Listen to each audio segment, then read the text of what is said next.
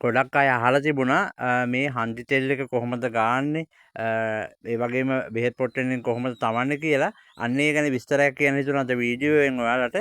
මොකද මේ තෙල් එක පාවිච්චි කරන පිළිවෙල කිව්වේ නැතොත් ඉතින් ඔයාලට මේක ක්‍රමවේදය බලා ගන්න බෑ. ඉතින් රාජමහා හන්දි තෙල කියලා තමයි අපි නම සඳහන් කරන්නේ. ඉතින් එකපාරක් ගාලා බලන්න ඔයාලට හොඳ සුවයක් ගන්න පුළුවන්.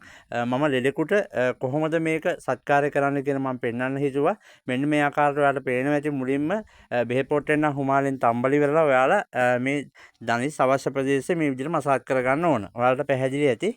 ඊට පස්සේ කරන්නේ මේ හන්දි තෙල් එකෙන් ඔයාලා අරගෙන සාමාන්‍යයෙන් ටිකක් අල්ලට අරගෙන ඔයාලා දකුණු පැත්තට අත කරකැවෙන්න ධනිස් දෙකේ නම් ගන්න. මොකද ධනිස් වල ගාද්දි කාර්ලේජ වර්ධනය වෙනවා. ඒ වගේම ආතරයිටිස් රෝගයට ඒ ඕනම එකට රෝග මූලයටම ගමන් කරලා සුවපත් වෙන්න මේ හරි අපූර්ව ප්‍රතිකර්මයෙන් පුළුවන්. ඉතින් ඔයාලා මෙන්න මේ ආකාර ධනිස් වල ගාද්දි දකුණු පැත්තට අත කරකැවෙන්න ගන්න.